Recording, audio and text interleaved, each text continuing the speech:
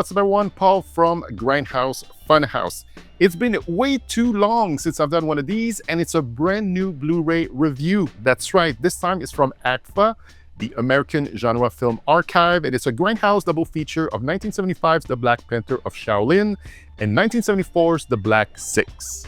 The second I saw it pop up in the Vinegar Syndrome September announcement releases, I knew I had to grab it. They somehow dug up the only surviving 35mm print of the Black Panther of Shaolin, also known as Bamboo Trap, and gave it a proper release. This Filipino kung fu flick stars Leo Fong and Ron Van Clief, and what hooked me on getting it was the fact that this movie has been barely seen in the last 50 years, unless you managed to track down what was probably a really crappy bootleg. And with Ron Van Clief in it, that sealed the deal. His film The Black Dragon, which I reviewed a while back, put him on the martial arts cinema map, and this came right after that.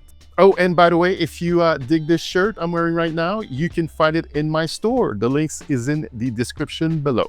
So here's the plan. I'll tackle The Black Panther of Shaolin first, and in my next video, we'll dive into The Black Six. Alright, so what is The Black Panther of Shaolin about? It's about the granddaughter of a powerful American businessman who gets kidnapped in Manila. Her grandfather, who she's never met, hires two operatives, played by Leo Fong and Ron Van Clief, to rescue her and lay waste to the gang foolish enough to snatch her in the first place. Before we dive in, let me just say this print looks beat to hell. The audio passable at best, but that only adds to the true Grindhouse movie watching experience. And I'm sure they could have done a full 2K or 4K restoration of it, but they clearly knew what kind of movie they had on their hands, and they didn't want to waste time making it all look pristine. Leaving this print the way it was, definitely the right call. So, the movie kicks off like any classic kidnapping flick. A woman gets snatched.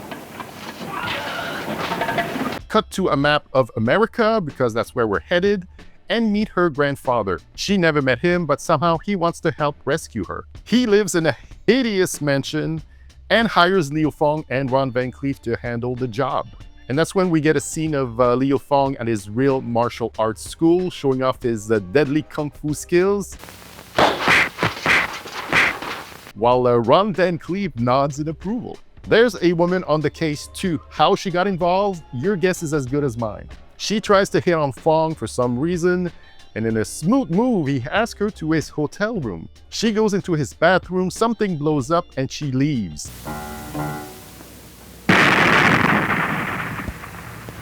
I'm sorry, I don't feel like it anymore. I guess I'd better go. Thanks. How or why, who's to say? The kidnapped woman at some point tries to cozy up to her captor, which feels completely out of left field. I think they wanted us to believe she's being crafty, trying to trick him into signing with her, showing she doesn't care about her grandfather's money, and somehow wanting him to take her with him when they collect it. When you get paid, will you please take me with you? Please? But it doesn't come off that way. Clearly, the scene was filmed so we could see one tit. Not two, but one, the only one in the whole movie. The rest of the movie's runtime is mostly Leo Fong and a man who is not Ron Van Clief. He's in the movie for maybe 20 minutes total, all added up. Talk is cheap. You better bring your lunch. Come on. Leo and the other men sneak around, climb buildings, drive to places, and experience time jumps that don't make any sense until the last 15 minutes of the movie, which is 3 continuous fight scenes intercut with each other. This kung fu opus was directed by Ernesto Ventura, his one and only film. Maybe the experience was so mind-blowing, he figured he couldn't top it and just let The Black Panther of Shaolin speak for itself. The acting from Fong and Van Clief is nothing to write home about. I mean, can any acting from kung fu movies of that era really be called good? Still, it's cool to see Fong early in his career. He was hanging out a lot in the Philippines in the mid-70s, and figured, why not make a few movies? The first 5 films in his filmography comes from that stint. He was a former student and friend of Bruce Lee, so he had some instant cred. I was so used to seeing a fatter, lazier version of Leo Fong in his 80s movies, the one Relator Media reviewed on Best of the Worst, that seeing him a bit more animated, in shape, and actually good at Kung Fu was breath of fresh Leo Fong era. What I learned about the rest of the Filipino cast in this movie is that it's chock full of top-tier movie stars. There's George Estragan, Eddie Garcia, who's done about 700 movies in his lifetime and was in The Black Dragon, and Lotus Key. In the movie, there's a few shoot the rodeo situations. Those are events that were actually happening at the time of filming, which the director just decides to capture and then build a scene around. It's a way to save money and time by using what's already going on instead of creating something from scratch. For example, Leo Fong ends up at an Easter ceremony where people with bags over their heads are flogged and crucified to replicate what good old Jesus went through. People attack Leo Fong from the crowd and he just rips their goddamn throats out.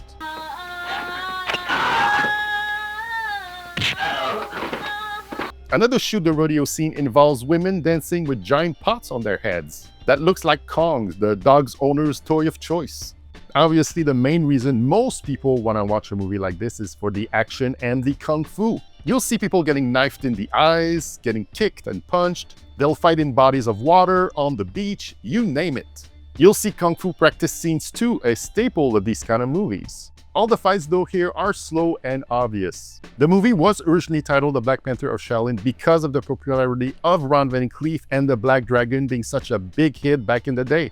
It was retitled Bamboo Trap for the American market 4 years later, and you have to wait until the very last scene of the movie to understand the meaning of the title. It feels like such a throwaway thing to base your movie title on, but whatever.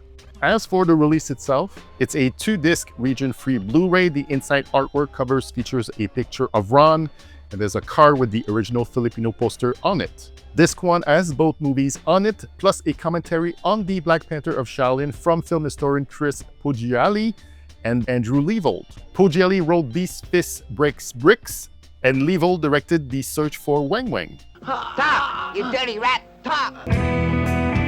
So they know their shit. To be honest, the commentary was way more interesting than the movie itself. You'll learn factoids about the Philippine film industry, tons of kung fu movies shot there, the careers of Leo Fong and Ron Van Clief, and the connection to Bruce Lee. Not so much about the movie itself, but everything around it, how it came to be. On disc 2, you get Martial Arts Mayhem Volume 1 to 3, which is 282 minutes of kung fu trailer madness, preserved from the original 1990 Something Weird VHS releases. So if you like watching trailers in the poorest picture and sound quality VHS has to offer, you'll be in heaven.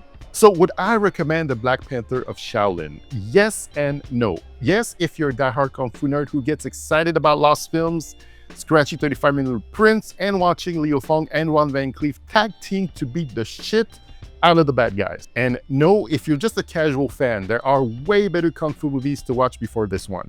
The acting, awful. The story, hopelessly inept. Characters appear out of nowhere. Exposition is drowned out by random background noise, and most of the Filipino cast speaks English that's impossible to follow. This is Rayakyap, only repetitive. Again! The fights, hit or miss, mostly miss. The technical side of everything is awful. There are some snap neck edits that are confusing and disorienting, pieces of missing footage, and sometimes the dialogue audio isn't there, so they just crank up the music in the background instead. Good drop you off at San Diego's house. Lots of scenes go nowhere just to stretch out the runtime. There's this one piece of music that repeats over and over and is now lodged deep inside my brain.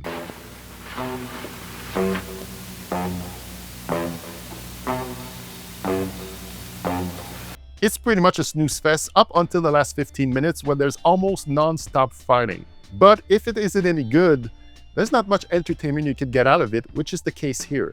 At the end of the day, it's just a dull and uninspired low-tier martial arts grindhouse movie. But you know what? I'm still glad I watched it. So that was my take on The Black Panther of Shaolin. If you like this, please give it a thumbs up so I can get more visibility out there. Subscribe if you haven't, that does help too. Let me know your thoughts on The Black Panther of Shaolin in the comments, and stick around for my The Black 6 review from this double feature, which will be up soon. The link will be in the description below. As always, thanks for watching, and I'll say to you, ciao bye for now.